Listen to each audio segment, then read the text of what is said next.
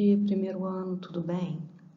Continuando a disciplina de Química, a aula de hoje eu quero falar sobre o modelo atômico de Rutherford. Até a aula da semana 4, a gente falou sobre o modelo atômico de Dalton e de Thomson. Agora, na semana 5, a gente vai falar sobre o modelo de Rutherford. Rutherford foi um físico e químico. Ele é considerado o pai da física nuclear, mas o que ele é importante aqui para os nossos modelos atômicos? Ele propôs um modelo atômico onde os átomos não são maciços, como previa a teoria de Dalton. Rutherford elaborou uma experiência em 1911, onde ele bombardeou com partículas alfa, provenientes de uma amostra do elemento polônio, que é radioativo. Ele bombardeou uma fina placa de ouro. Na hora que ele efetuou essa experiência, ele notou que a maior parte dessas partículas atravessava a lâmina. Pouquíssimas eram repelidas e algumas eram desviadas. Qual que é o motivo? As partículas que foram repelidas, ou seja, que bateram e voltaram, é porque ela bateu de frente com o núcleo do átomo. As que sofreram desvio passaram muito perto do núcleo, mas conseguiram desviar. E a maioria, a grande parte, atravessou. O que acontece? A partícula alfa, ela é de carga positiva e o núcleo também. Quando eu tenho duas cargas positivas que se encontram, elas se repelem. Por isso que algumas batiam e voltavam, algumas desviavam e muitas passavam. Então, olha aqui na minha experiência. O que ele fez? Ele pegou essa fonte de partículas alfa e pegou essa lâmina de ouro aqui e começou a emitir.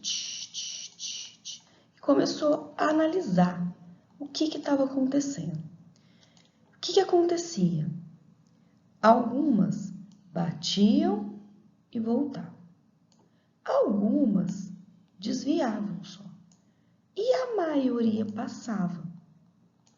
Tá? Por que isso acontecia? Coloquei um vídeo aqui para vocês verem a animação da experiência. Então, clica nele e veja a animação. Olha aqui. Aqui eu tenho vários átomos, onde essa parte mais escura aqui, ó, é o meu núcleo. Então, o que acontece? A maioria das partículas passava. As que batiam bem pertinho do pretinho aqui do núcleo, desviavam. E as que iam de encontro total, batiam e voltavam.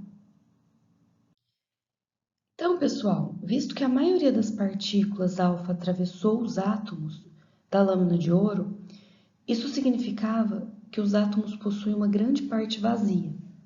Nesse espaço vazio ficam os elétrons, e por isso esse espaço foi chamado de eletrosfera.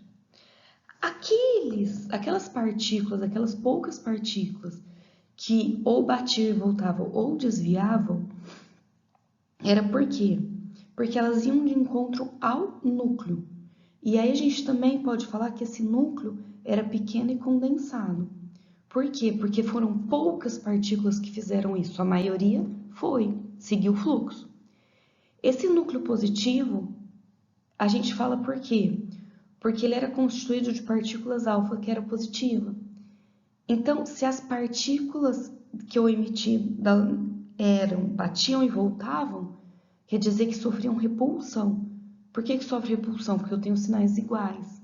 Então, como eu sabia que minhas partículas alfa era positiva, o Rutherford soube que aquelas partículas que batiam e voltavam, era que por elas serem positivas, elas encontravam um obstáculo positivo e retornavam, repeliam.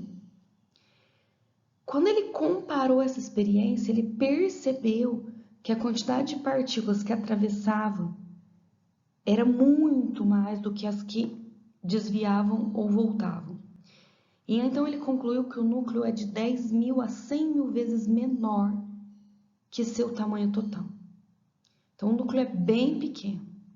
Resumidamente, ele falou que Rutherford falou que o modelo que ele estava propondo era parecido com o sistema solar, em que eu tinha um núcleo positivo, que seria o Sol, e em volta eu tinha todos os planetas, que seriam onde ficavam os meus elétrons.